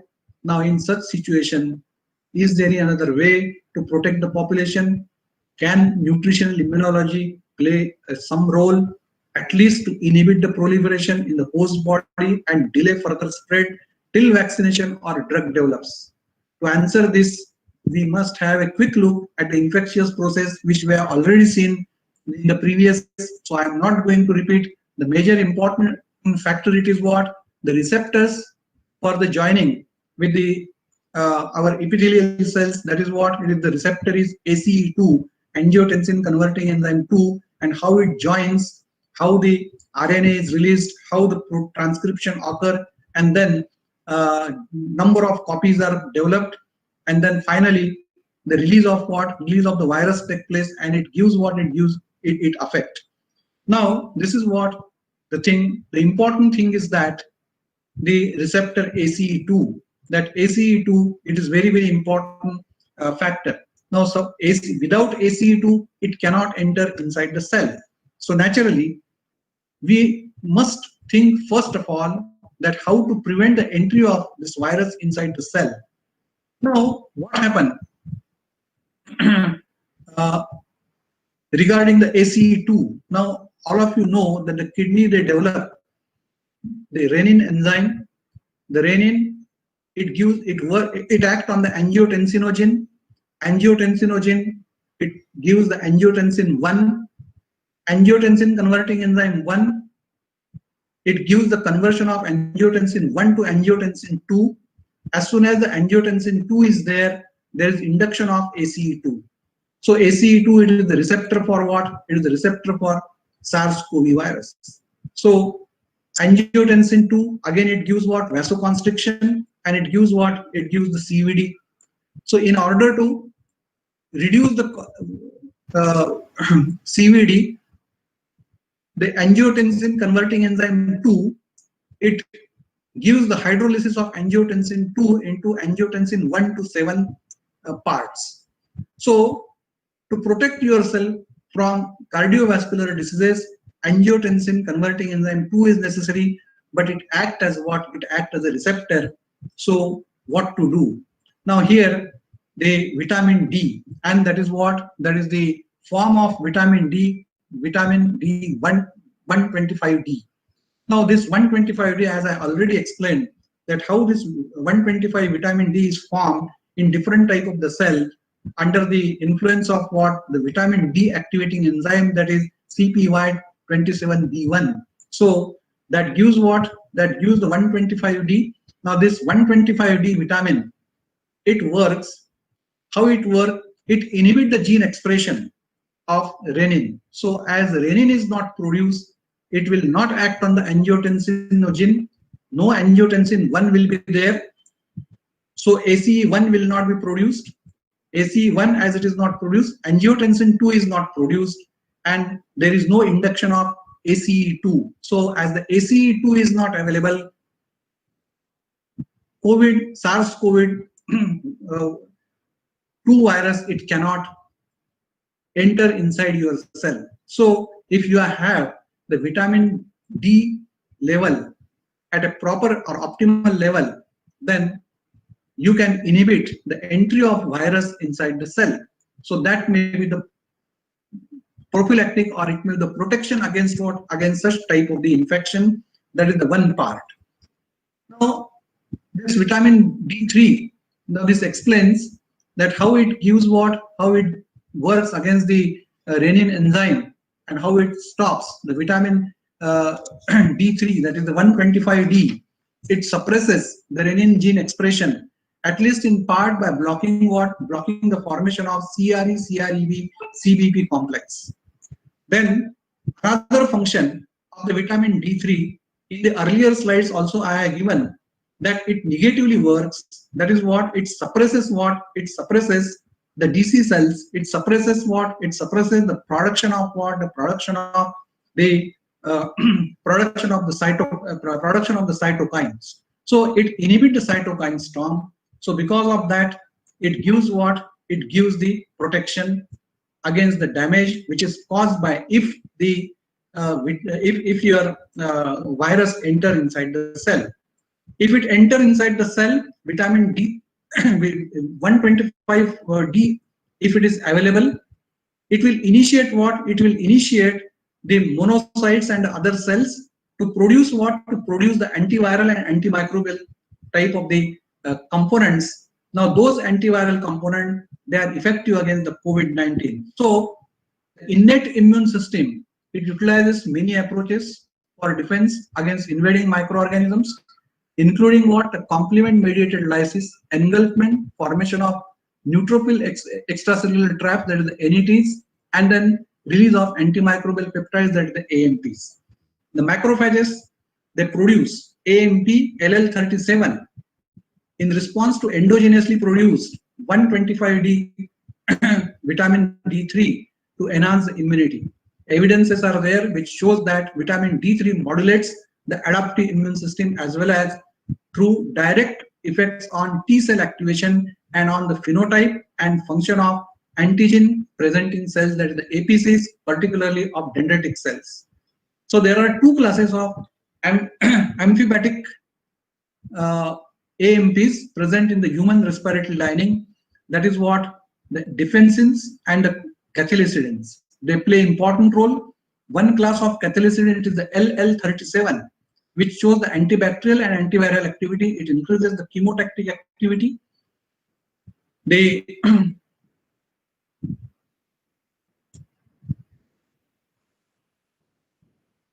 so it gives the modulation of macrophages in response to inflammatory stimuli. Vitamin D3, the hormonal form of the vitamin D, is a negative endocrine regulator of RAS, that is the renin angiotensin system, and inhibits renin biosynthesis. Vitamin D3 inhibits renin ACE, angiotensinogen 2 expression, and thus included and induce the levels of and thus the induced levels of ACE2. So ACE2 is the receptor of SARS-CoV and the new coronavirus that is causing the COVID-19. Thus, there is a possibility that vitamin D deficient population may be the potential host for COVID-19, and if vitamin D and D3 levels are increased, in the population can be protected. So, now what is the possible role of vitamin B12 in COVID-19?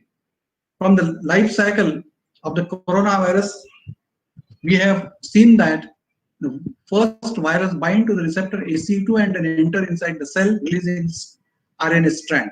This RNA is translated and battery of protein is produced.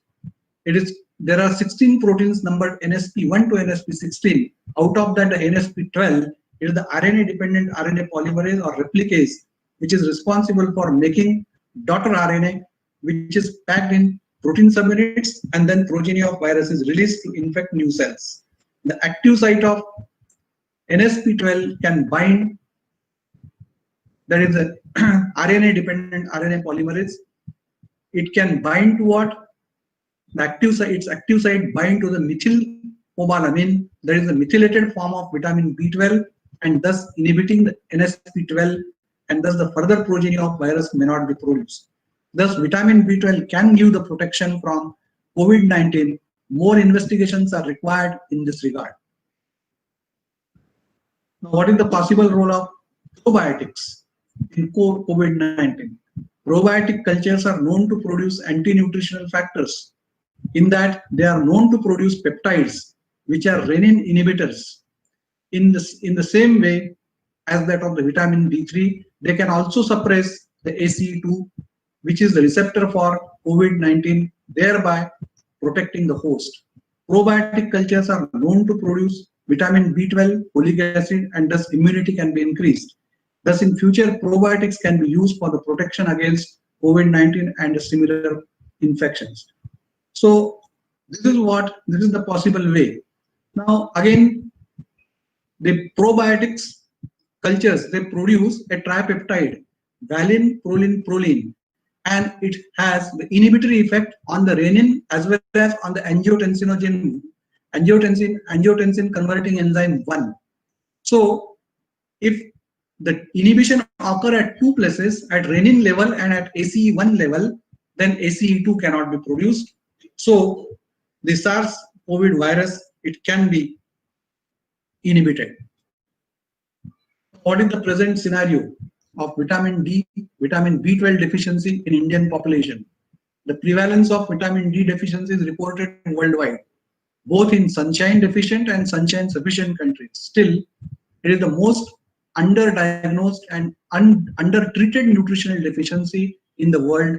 However, various studies showed poor vitamin D status irrespective of age, sex, and geography. The community-based Indian studies of the past decade done on the apparently healthy controls reported a prevalence ranging from 50 to 94%, except for one study where prevalence rate it was 34.5%. These studies, which include various age groups, reflect the magnitude of problem, and high prevalence was seen throughout the country.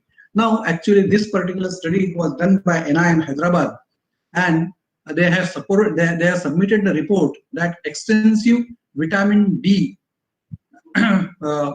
fortification or giving the injections of vitamin D in the population, it is necessary. Now, if we have a vitamin D deficiency, then we are more prone to such type of the diseases like corona or the COVID-19 type of the infections. So here, if we go for maintaining our micronutrient levels like vitamin D, vitamin C, vitamin B12, then we can get protected until the vaccines and other therapies they come in the market. So this will be the preparedness for what? For the future as such. Now, causes of vitamin D deficiency: increase indoor lifestyles. Now, increasing of indoor lifestyles, thereby preventing the adequate exposure to the sunlight. From where it has been started? It has been started, the COVID-19, the prevalence was much more in the cities. Then it has come to the rural area and the semi-urban area later on. This is mainly due to the urban population. It is not getting the sunlight. Indoor lifestyles are there, and due to modernization, we are going away from the sunlight. The pollution can hamper the synthesis of vitamin D in the skin by ultraviolet rays. Changing food habits contribute to the low dietary calcium and vitamin D intake. Phytates and phosphates which are present in the fiber-rich diet can deplete vitamin D stores and increase calcium requirement. Increased skin pigmentation, application of sunscreens, cultural practices such as burqa and parda system, unspaced, unplanned pregnancies in women with dietary deficit can lead to the worsening vitamin D status in both mother and childhood and a child. So, vitamin B12 deficiency is in 47% of Indian population. The reason is that the lack of balanced diet, more carbohydrate, pulse in vegetarian diet, because vitamin B12, it is more or less, it is more present in what? It is more present in the animal food or like the non-vegetarian food, or it is present in the curd and the milk. But the people, those who consume curd and milk, it is also very low. So because of that, the vitamin B12 deficiency, it is found in 47% of the Indian population. Now, what are the current food habits and other practices?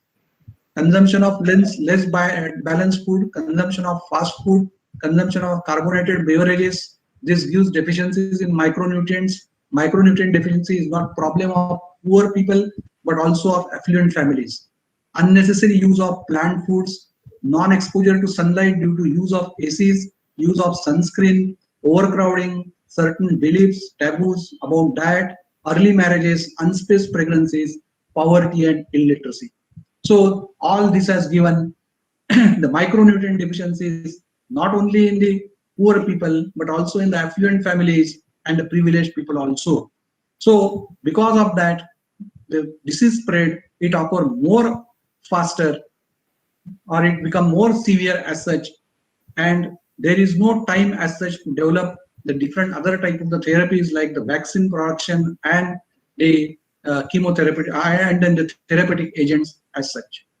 So if we have our own innate immunity in a proper way, then there will be a time for development and of these particular thing, and we can have the preparedness, a proper type of the preparedness as such. So in conclusion, nutrition plays an important role in the innate immunity and acquired immunity against infection.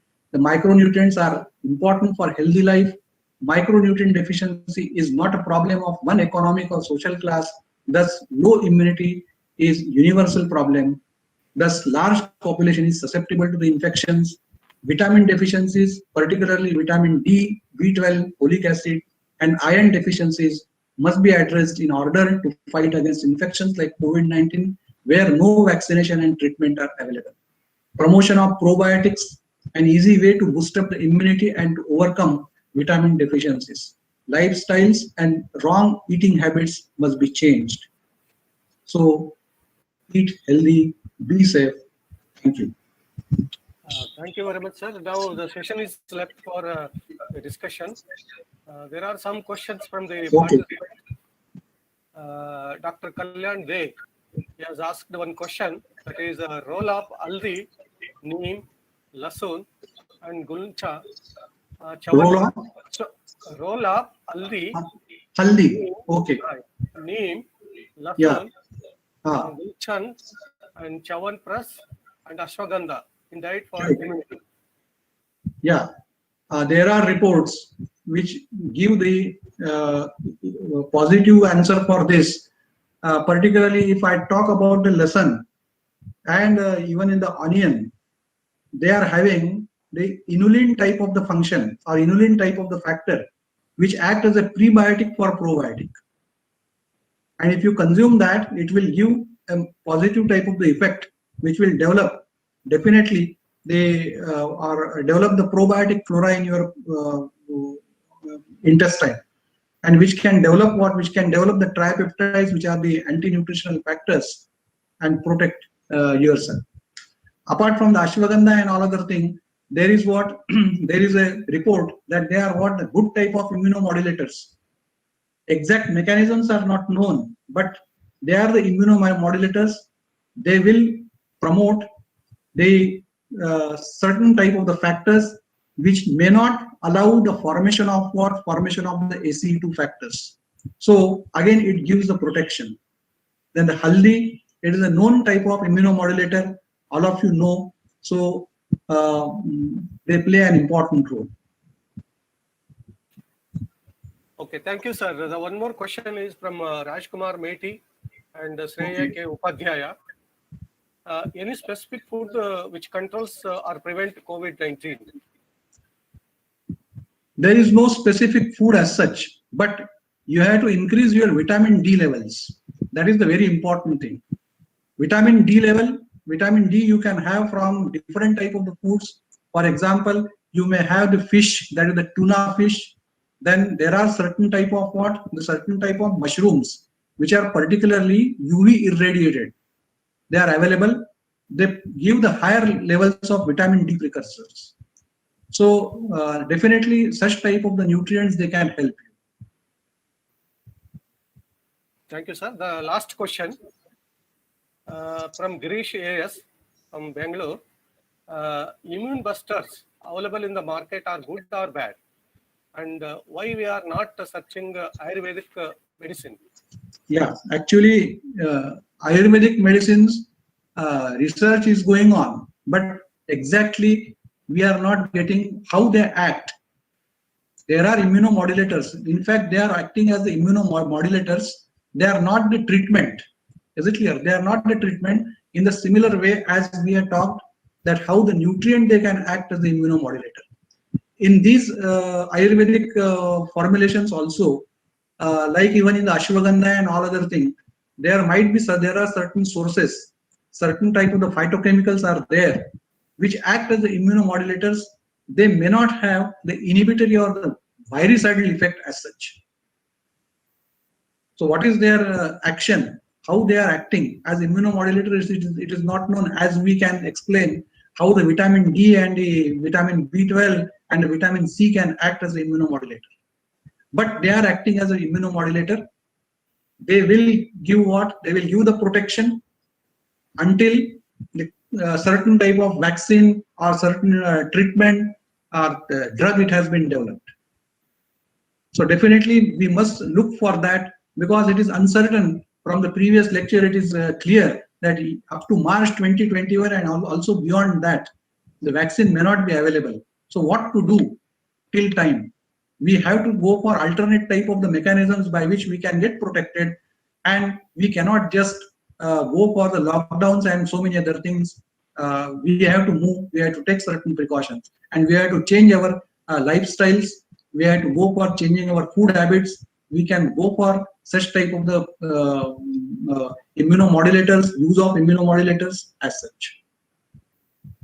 Okay, sir. Thank you very much, sir, for your valuable and knowledgeable and informative talk on the nutrition to control the COVID disease.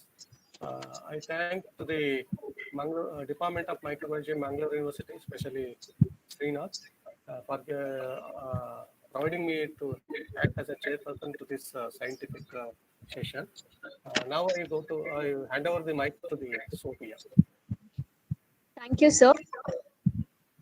The time has come to draw curtain to our international webinar as we come to the close of it.